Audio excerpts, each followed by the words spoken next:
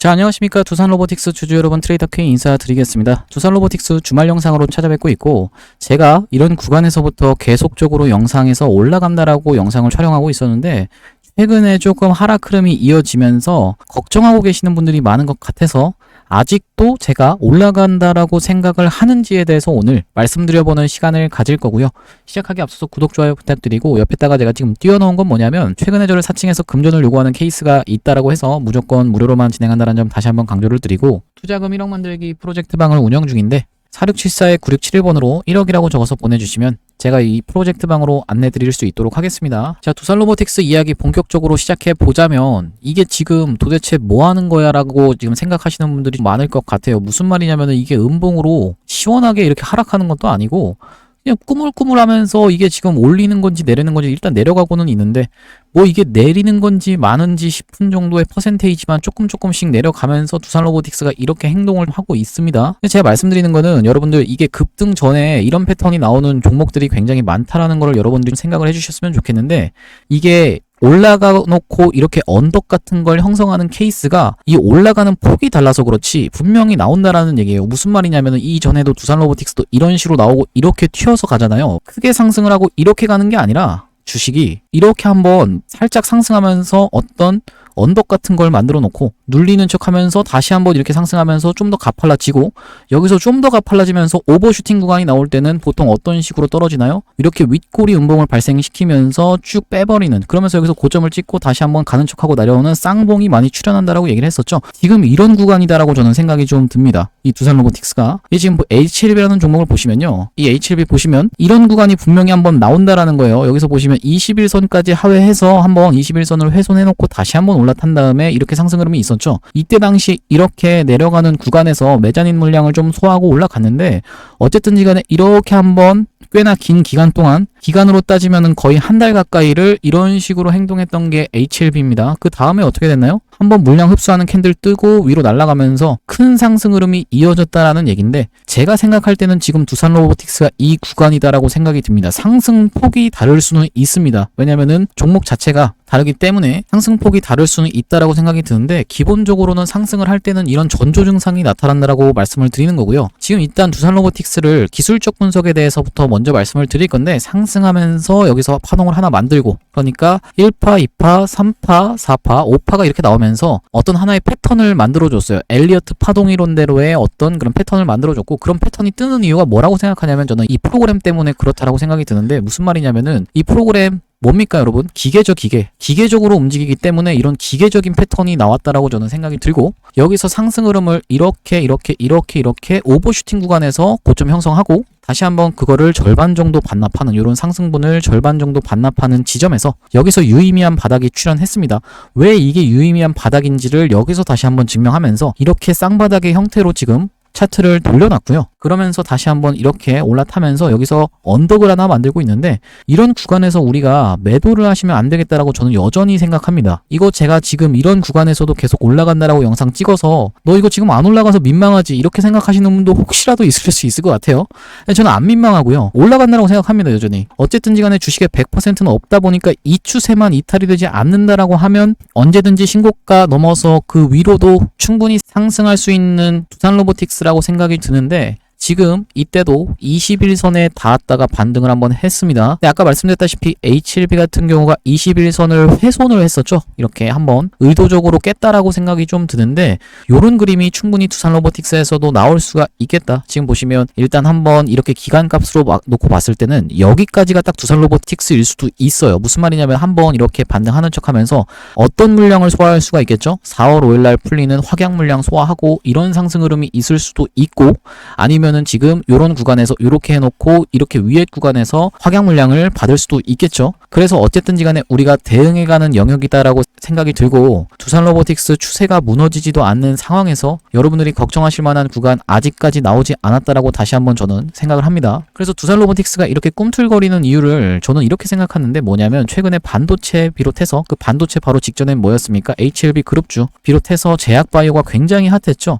이 다음에는 반도체로 좀 수급이 넘어오면서 이 수급에 대한 패권 싸움이 굉장히 치열하게 돌아가고 있는 게 우리나라 시장인데요. 한미반도체를 놓고 보시면 정말 어제와 엊그제 그리고 그 전날까지 해서 정말 미친 듯이 상승을 한 종목인데 이 패권 싸움이 지금 굉장히 치열하다라고 생각이 들고, 이 지금 한미반도체 같은 경우에는 추가적인 상승이 좀 더 있을 수가 있겠지만 어쨌든지 간에 피날레가 좀 가까워져 가고 있다라고 생각이 듭니다.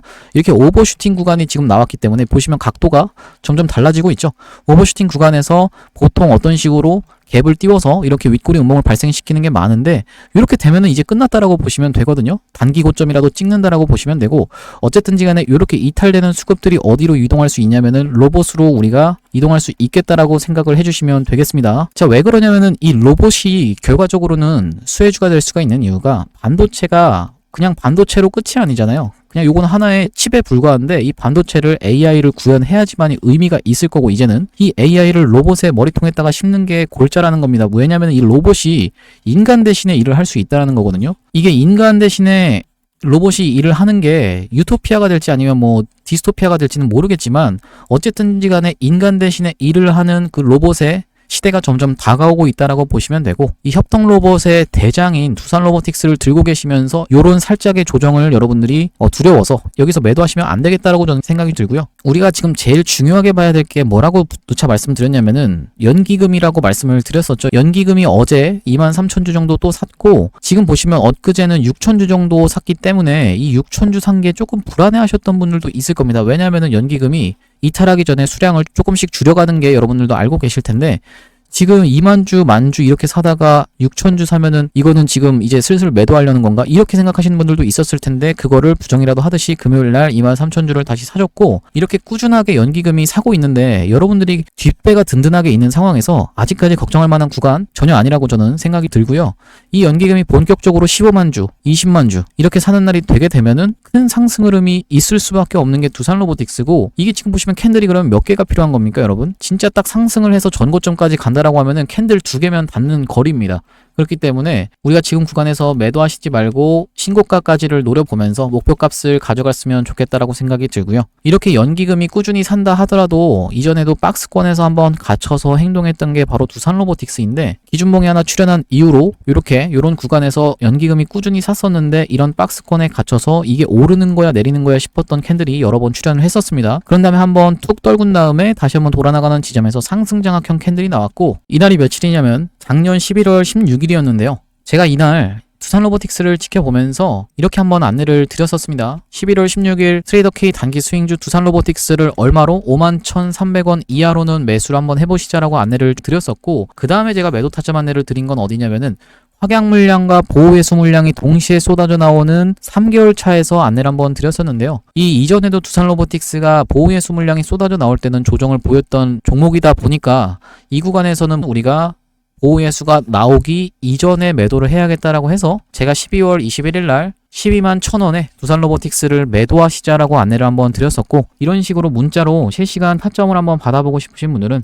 위에 보이시는 번호인 4674-9671번으로 두산이라고 적어서 보내주시면 제가 문자로 타점 안내 드릴 수 있도록 하고요. 아까 말씀드렸다시피 무료로만 진행한다라는 점을 강조를 드리고, 1억 만들기 프로젝트방까지 같이 들어오고 싶으신 분들은 두산 1억이라고 적어서 보내주시면 제가 요 단까지 안내를 드릴 수 있도록 하겠습니다.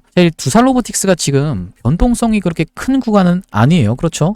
뭔가 재미가 없고 지금 상황에서 뭔가 꾸물꾸물거렸는데, 만약에 두산 로보틱스가 급락이 나오거나 아니면 급등이 나온다라고 하면, 그러니까 변동성이 커진다라고 하면, 이렇게 올라가는 동안에 분봉이 한두 번만 흔들려도 여러분들이 나도 모르게 매도 버튼을 누르는 경우가 꽤나 많습니다. 제가 그래서 여러분들 변동성이 커지게 되면 우리가 어떻게 하시자라고 영상을 찍어서 올려드릴 건데, 이 영상은 최소 1시간 전에 만들어진 영상입니다. 무슨 말이냐면은 제가 20분짜리 영상을 촬영한다라고 하면 20분에 걸쳐서 편집을 또 해야 되다 보니까 20분이 더 걸리겠죠. 그리고 인코딩이라는 작업을 또 하게 되면은 20분이라는 시간이 또 걸리다 보니까 이렇게 최소 1시간이 걸려서 영상을 만든다라는 말씀이고요. 이렇게 되게 되면 여러분들 입장에서는 대응하려고 딱 키게 되면은 이미 1시간이 지나 있다라는 말씀이고, 그래서 제가 실시간으로 문자로 타점 안내는 드리겠다라고 말씀을 드리고요. 어쨌든 간에 이 두산 로보틱스 이야기로 돌아와서 도대체 이렇게 며칠 연속으로 계속 빠지고 있는데 이거를 왜 이렇게 올라간다라고 너 두산 로보틱스한테 뭐가 그렇게 꽂혔냐, 이렇게 질문하시는 분들이 있을 수가 있어요. 제가 말씀드리는 거는 두산 로보틱스가 MSCI에 편입이 될 수가 있고, 이 MSCI를 재료로 활용해서 상승 흐름이 있을 수 있다고 생각이 드는데, 이 MSCI의 패턴에 대해서는 무궁무진합니다. 무슨 말이냐면은 어떤 유행이라는 건 있지만 무궁무진하게 활용이 가능하다라는 얘기예요. 자, 우리가 MSCI 뭔지에 대해서부터 알고 가셔야겠죠. 개념을. 모건 스탠리가 만든 캐피털 인터내셔널 인덱스라고 보시면 되는데, 쉽게 얘기하면 모건 스탠리라는 회사가 만든 지수라고 보시면 되는데요. 이 지수를 추종하는 미국의 펀드가 95%라고 보시면 되고, 이 펀드의 운영 규모가 13조 달러라고 보시면 됩니다. 그래서 우리나라에서는 이 MSCI의 편입 되고 말고가 굉장히 중요한데, 앞전에 신풍제약이라는 종목 여러분들도 다 알고 계실 겁니다. 이 신풍제약이 과거에 이렇게 미친 상승 흐름을 보여줬을 때 MSCI가 재료로 활용됐던 적이 있습니다. 보시면 이렇게 5일선을 타고 올리면서 여기서 윗꼬리 음봉이 발생하면서 이렇게 떨어지면서 낙폭이 크게 나왔었는데, 보통 윗꼬리 음봉이 발생하면 뭐라고 하죠? 세력이 매도했다라고 얘기하죠. 세력이 매도를 하면서 이렇게 밀렸다라고 저는 생각이 드는데, 많은 물량을 여기서 정리하고 나서 다시 한번 이런 구간에서 이렇게 쌍봉을 띄우고 끝나려고 했던 종목 같은데, 여기서 손바뀜이라는 게 일어났습니다. 보시면 이때 당시 터졌던 거래대금이 1조 정도가 터졌고요. 그리고 이렇게 하락을 멈췄던 아랫꼬리를 달았던 요 캔들에서 터졌던 거래대금이 2조 4천억이 터졌습니다. 그러니까 세력은 여기서 꽤나 많은 물량을 정리했을 텐데, 이 아래서 누군가 아랫꼬리를 발생시키면서 아주 강력한 매수 주문을 넣었고, 그런 다음에 다시 한번 이런 구간에서 21선 위에서 점점 수렴을 하고 있죠. 지금 보시면 변동폭이 줄어들고 있는 게 여러분들이 특징적으로 확인이 되실 텐데, 이렇게 수렴을 하는 구간이 나와야지만이 다시 한번 힘을 발산할 수 있다라고 보시면 되고, 여기서 다시 한번 손바뀜이 일어나고 나서 이렇게 상승 흐름이 있으면서 세력들이 첫 번째로 물량을 정리했던 캔들 이상으로 올라갔는데, 이때 나왔던 얘기가 뭐냐면 이 MSCI에 편입된 종목들이 지금 외국인이 쓸어담고 있다라는 내용의 기사가 나왔거든요. 한번 기사를 살펴보시면, 자, 여기 보이시죠?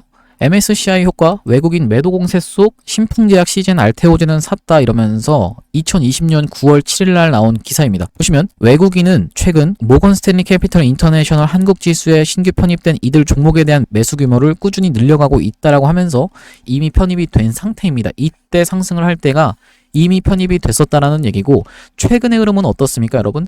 MSCI에 대한 기대감으로 일단 주가가 상승하면서 MSCI에 정작 편입되고 나면은 주가가 떨어지는 이런 방향으로 점점 유행이 바뀌고 있는데, 어쨌든지 간에 이 패턴은 무궁무진할 수 있다라고 생각이 드는 이유는 뭐냐면, 이렇게 편입되고 나서도 상승이 있을 수가 있다라는 얘기입니다. 그래서 최근의 흐름을 말씀드리기 위해서 제가 이렇게 편입 종목 리스트를 한번 살펴볼 건데요. 발표일 기준으로 1개월 전과 발표일 기준으로 1개월 후의 주가를 비교하는 표라고 보시면 되는데, 23년도 8월에 그리고 23년도 11월, 24년도 2월에 어떤 식으로 패턴이 변하고 있는지를 한번 관찰을 해보시면, 발표일이 1개월 전보다 주가가 높았던 케이스가 8월에는 어떻게 진행이 됐었냐면 하나, 두 개, 세 개가 높았고 한 개가 낮았습니다. 그리고 11월에 들어서는 두 개가 낮았고요. 그리고 한 종목이 높았다라고 보시면 되고, 그럼 비율이 어떻게 되는 거예요? 여기는 75%, 여기는 33%, 그리고 여기서 보시면 두 종목 다 낮은 게 확인이 되시죠? 여기는 0%. 이게 무슨 말입니까? 먼저 판 놈이 승리자로 계속 바뀌고 있다라는 얘기입니다. 무슨 말이냐면은 주가가 상승하고 나서 1개월 전에서 더 상승하는 케이스가 이때는 75%였고, 점점 어떻게 바뀌고 있다? 이렇게 상승하다가 이런 식으로 되는 게 점점 많아지고 있다라는 얘기예요. 그래서 우리가 최근에 편입됐던 에코프로머티랑 한진칼의 사례를 확인을 해보실 건데, 자, 에코프로머티부터 한번 살펴보시면, 에코프로머티 상장하고 나서 다짜고짜 주가가 상승하면서 이런 위에 구간에서 MSCI 관련한 이슈가 있었고, 편입이 된 게 이때라고 보시면 됩니다. 이때 편입될 때가 2월 13일 날 편입이 완료가 됐는데, 고점을 찍은 거는 1월 11일이죠. 그리고 편입되고 나서는 가는 척 했으나 다시 한번 이렇게 하락 흐름이 이어지고 있다라는 말씀이고, 이 한진칼의 사례를 놓고 보시면요, 한진칼도 마찬가지로 주가가 다짜고짜 상승하면서 이런 고점 부근에서 MSCI 관련한 이슈가 불거졌었는데, 2월 13일 날 정작 편입되고 나서는 쭉 쏘고 빠지는 방식으로 종가를 마감해줬고, 이렇게 지금 떨어지면서 추세가 최근에 좋지 않습니다. 그래서 실질적으로 종가는 여기가 최고점이었다고 보시면 되는데, 갖다 놓고 보시면 1월 11일이 마찬가지로 확인이 되실 거고, 에코프로의 사례에서도 우리가 놓고 볼 건데요. 이렇게 갖다 놓고 보시면 5월 정기 편입을 노릴 때 4월 11일이 고점이었고, 여기서 불발되면서 다시 한번 이런 구간에서 60일선에서 이렇게 다시 한번 돌아나가는 흐름으로 진행이 되면서 쇼스퀴즈랑 맞물려서 8월 정기 편입을 노릴 때는 이때 당시 편입이 됐는데 가는 척 했으나 이렇게 떨어졌고, 여기서 7월 26일 날 고점을 형성한 게 확인이 되실 겁니다. 그럼 두산로보틱스가 일단 다음 주부터 시작해서 만약에 바로 월요일부터 급등 흐름이 이어진다라고 하면은 어디가 고점이 될 수가 있냐면은 4월 10일 때가 고점이 될 수가 있겠다라는 우리가 생각을 해볼 수가 있는데, 왜 그러냐면 4월 10일이라고 하면 다다음 주 수요일이라고 보시면 됩니다. 만약에 4월 10일이 고점이다라고 하면 그 전까지 미친 상승 흐름을 보여주다가, 그러니까 이 소파동으로 따지면 1파, 2파, 3파, 요 3파동이 나오는 거겠죠. 여기서. 그래서 나오고 나서 여기서 확약 물량을 소화하고 5파를 확인하러 갈 확률이 있겠다라고 우리가 생각을 해주시면 되고, 만약에 월요일부터 시작해서 급등이 나오지 않는다라고 하면 이런 식으로, 어떤 식으로 여기서 확약 물량을 소화한 다음에 다시 한번 상승 흐름이 있는 이런 방식으로도 진행이 될 수도 있겠다. 우리가 이렇게 생각을 해주시면 됩니다. 어차피 왜냐면은 얼마 상승하지만 않아도 시가총액이 충분히 만족이 되는 두산로보틱스인데, 여기서 중요한 건 뭐냐면 유동 시가총액이 중요합니다. 두산로보틱스 같은 경우엔. 왜 그러냐면 이전에도 유동 시가총액이 좀 문제가 됐었는데, 유동 시가총액도 조금만 상승을 해준다라고 하면 충분히 만족시킬 수 있기 때문에 이번에 패턴이 조금 두산로보틱스에 한해서 바뀔 수가 있겠다라는 생각이 듭니다. 아까 전에 제가 한진칼 사례를 놓고 말씀드릴 때 이 부분은 말씀 못 드렸는데, 뭐냐면은 지금 이런 구간이 나오고 있잖아요. 한진칼도 이런 언덕이 하나가 나온다는 얘기예요. 상승하기 이전에 이런 패턴이 굉장히 많다라고 여러분들이 보시면 되는데, 두산로보틱스가 아까 말씀드린 대로 그런 구간이다라고 저는 지금 생각이 들고, 이게 완전히 깨지는 게 어떤 걸 기준으로 보시면 되냐면 이 추세가 깨지면 우리가 이게 끝났다라고 보시면 되기 때문에 아직까지 여러분들이 걱정하실 게 전혀 아니다라고 생각이 들고, 두산로보틱스를 더 끌고 가면서 수익을 볼 건데요. 그래서 우리가 MSCI 관련해서 두산로보틱스가 만약에 상승 흐름이 이어진다라고 하면 다시 한번 상승 파동이 어떤 식으로 1파, 2파, 3파로 진행이 된다라고 하면 여기서 통 튀면서 이렇게 하고 오버슈팅 구간에서는 우리가 매도를 해야겠다. 근데 매도하는 게 이게 오버슈팅인지 아닌지 이렇게 각도가 날카로워지는 게 여러분들이 조금 판단이 어렵다라고 하시면은 위에 보이시는 번호로 4674-9671번으로 두산이라고 보내주시면 되겠다라는 말씀이고, 지금 솔직히 말씀드리면 두산로보틱스 매수가가 궁금하신 분들은 없을 겁니다. 여기서 더 빠진다라고 해도 우리가 분할 매수로만 접근하시면 매수가가 궁금하신 건 없을 텐데 매도가가 궁금하신 분들이 많을 겁니다. 이런 오버슈팅이, 나는 그게 오버슈팅이 무슨 말인지 모르겠어, 이렇게 생각하시는 분들이라면 문자 한 통 주시면 되겠다라는 말씀이고, 설명을 일단 간단하게 한번 드려볼 건데 여러분들도 이렇게 한번 확인을 해보시면 될 것 같은데, 우리가 에코프로 상승할 때 정말 미친 광기의 끝에서 진짜 에코프로의 애자만 욕해도 광신자들이 막 달려들어서 감히 에코프로를 욕해하고 미친듯이 욕을 할 때, 이거는 근데 너무 주관적인 지표잖아요. 그렇기 때문에 제가 차트 흐름에서 말씀드리면은 요렇게 한번 통 튀면서 어떤 흐름으로 진행이 됐냐면 요렇게 진행되고 나서 언덕의 크기가 점점 바뀌고 있죠. 언덕의 높이가, 각도가 달라진다라는 얘기예요. 이렇게 달라지다 보니까 나중에는 어떻게 됐어요? 일직선으로 섰죠. 이게 이틀 동안 30% 상승했습니다. 이 에코프로라는 종목이. 그러면서 윗꼬리가 발생하면서 이날 종가에만 팔았어도 지금 에코프로 손실 보고 계신 분들 절대 손실이 아니었을 겁니다. 그래서 우리가 이런 오버슈팅의 구간에서 단기 고점이라도 나온다라고 생각을 해주시면 되고, 지금 오늘 얼마 전에부터 시작해서 돌렸지만 이 제주반도체 같은 경우에도 어떤 식으로 움직였냐면 이런 식으로 통 튀면서 통. 자, 각도가 달라졌죠, 여러분. 이러면서 무너뜨리면 단기 고점 형성한다라고 말씀드렸고, 대략적으로 몇 퍼센트예요? 한 40% 정도는 무너뜨렸습니다. 그리고 마찬가지로 포스코 퓨처엠. 자, 포스코 퓨처엠 같은 경우에도 어떤 식으로 좀 진행이 됐냐면 통통 튀면서 점점 각도가 날카로워지니까 여기서 보시면 연속으로 이렇게 상승하고 있는 게 보이시죠? 연속으로 양봉이 3개가 뜨면서 네 번째 양봉에서 크게 무너뜨리면서 이런 식으로 진행이 됐었고, 지금 한미반도체가 딱 그런 구간이다라고 생각이 듭니다. 여기서 이제 다시 한번 진짜 미친 급등이 만약에 나온다라고 하면 다음 주에 이게 오버슈팅이 이제 피날레라고 보시면 되고 단기고 형성할 거라고 생각이 드는데요. 그래서 두산로보틱스 이야기로 돌아와서 여기서 확약 물량을 소화하고 갈지 아니면은 뭐 상승 흐름이 바로 있을지는 우리가 지켜보면서 대응을 해나가야 되는 영역인데, 제가 여러분들께 XR 관련 종목도 한 종목을 포트에다가 구성하셨으면 해서 이 XR 관련 종목을 한 종목 소개를 해봐 드릴 건데요. 갑자기 뚱딴지맞게 XR이 무슨 얘기냐 하실 수도 있는데, 뉴플렉스라는 종목이 금요일날도 이런 큰 상승 흐름이 조금 있었습니다. 15% 정도 올랐는데 이 종목이 신고가를 갱신했을 때, 이렇게 역사적 신고가를 갱신했을 때 XR 관련한 이슈가 불거졌었고, 이 두산로보틱스를 전량 매도하고 이 XR 관련 종목을 들어가시자라는 말씀이 아니라 우리가 비중을 나눠서 XR 관련 종목을 한 종목을 스윙으로 여러분들이 들고 가셨으면 해서 말씀을 드리는 거고, 이 스윙 종목이 만약에 바로 수익이 난다라고 하면 이걸 바탕으로 두산로보틱스를 추가 매수를 할 수 있잖아요. 그렇다 보니까 우리가 이런 전략으로 제가 요 XR 관련 종목을 말씀을 드리는 거고요. 이 뉴플렉스라는 종목을 들어가시라는 말씀이 아니라 시장에서 아직 주목받고 있지 않은 종목 중에 삼성이랑 LG를 주요 고객사로 갖고 있는 종목이 한 종목이 있어서 제가 그 종목을 소개를 해봐드리겠다라는 말씀이고, 이 XR이 뭔지에 대해서부터 한번 설명을 드려보면요. 우리가 이 XR이라고 하면 확장현실이다라는 얘기인데요. 쉽게 생각하면은 가상현실 VR과 증강현실인 AR을 아우르는 혼합현실 기술을 망라하는 용어인데, 이렇게 눈에다가 고글처럼 착용하는, 안대처럼 착용하는 기기를 통해서 구현이 된다라는 거 여러분들도 보신 적이 있으실 텐데요. 이전에 뉴프렉스라는 종목이 역사적 신고가를 갈 때 이 XR 관련 기기로 해서 관련한 이슈가 터지면서 이렇게 급하게 역사적 신고가를 갔었던 게 뉴프렉스인데, 기사 내용을 잠깐 보시면 뉴프렉스 주가 상한가 등극의 웃음꽃이라는 내용의 기사가 나오면서 여기 보시면 애플의 혼합현실 기기 비전 프로 출시 이런 내용이 나오면서 여기다가 연성 인쇄회로 기판을 독점 공급한 바 있다 이런 내용의 뉴스를 확인해 보실 수가 있습니다. 근데 제가 지금 말씀드리는 건 뉴프렉스를 매수하시라는 말씀이 아니라 아직 슈팅 이전에 있는 종목을 여러분들이 가져가셔야 된다라는 말씀이고, 이 종목의 기술적 분석에 대해서 말씀을 드리자면 지금 보시면 상장한 이래로 이 부분은 별다른 거래량이 없으므로 이 부분부터 한번 설명을 해봐드리면 최근에 주가의 흐름이 굉장히 좋다라는 게 여러분들이 확인이 되실 겁니다. 이런 식으로 올려치는 구간에서 계속적으로 거래량이 들어오면서 올려치면서 매집을 하고 내리면서 다시 한번 이런 구간에서 숨고르기를 하면서 다시 한번 재매집을 하고 최근에 거래 대금이 들어오면서 다시 한번 매집을 하는 흔적이 발견이 돼서 제가 이 종목을 가져와 봤다라는 말씀이고요. 이렇게 확대를 해놓고 보시면 고점에서 거래량이 터지면서 상승 흐름이 있었는데 무너뜨리는 구간에서 거래량이 거의 나오지 않는 상태에서 쭉 흐르면서 숨고르기를 하면서 타이밍을 재고 있었는데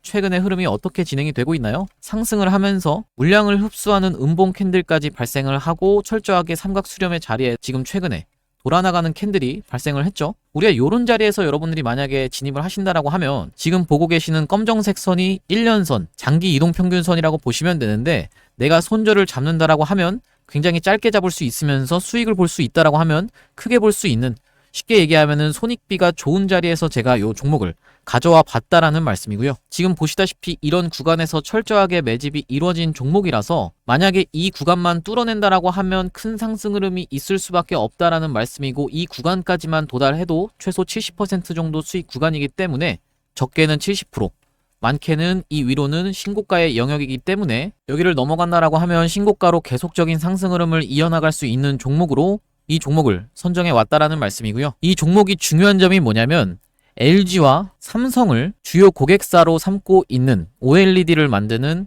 회사입니다. 여기 한번 보시면 이렇게 기업계열에서 보시다시피 주요 매출처는 삼성 디스플레이, LG 디스플레이라고 지금 여러분들이 확인을 하실 수가 있다라는 말씀이고요. 이 삼성 같은 경우에도 OLED의 로봇 AI 접목해 손님 맞이라는 내용의 기사가 나왔었는데, 이 OLED가 도대체 XR과 무슨 관련이 있냐라고 설명을 드려보면 여기 보시다시피 460만원짜리 애플 비전 프로 부품값은 얼마라고 하면서 기사 내용이 하나 나와 있습니다. 쭉 내려보시면 비전 프로에 들어간 가장 비싼 부품은 1.25인치 마이크로 OLED 디스플레이다 라는 부분이 여러분들이 확인이 되실 거고, 그렇다라고 하면 우리가 이 종목이 LG랑 삼성을 주요 고객사로 두고 있는 상황에서 XR 관련해서 계속적인 이슈가 있는데, 여기 보시면 과학기술정보통신부가 500억 원 규모의 메타버스 펀드를 조성한다라는 내용의 기사가 나오면서 이게 지금 보고 계신 게 바로 XR 기기라고 보시면 됩니다. 쭉 내려보시면 메타버스 서비스를 구현하기 위해서 XR 관련해서 투자를 한다라는 내용으로 기사가 나와 있는 거고요. 그리고 마찬가지로 SK하이닉스도 메타 손잡고 XR용 올레도스 개발 유력이라고 하면서 기사가 최근에 또 나왔는데, 이런 식으로 계속적인 XR 관련한 이슈가 불거지고 있는 가운데 제가 발굴해온 종목이 최근 추세가 여러분들이 보시다시피 굉장히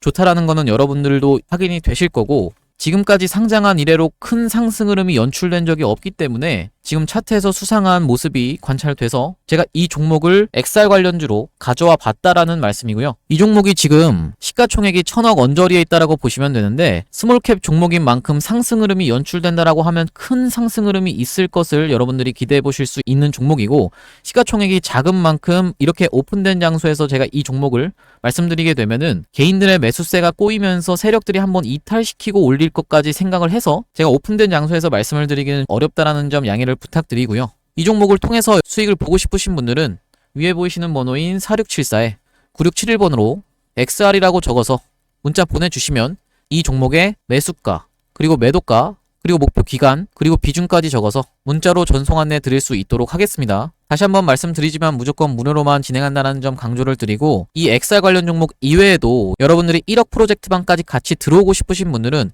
XR 1억 이라고 적어서 문자 전송을 해주시면 되겠다라는 말씀이고요. 오늘 제가 준비한 영상은 여기까지고, 오늘도 분석 영상 시청해주셔서 감사드리고요. 다음 영상에서 뵙도록 하겠습니다. 감사합니다.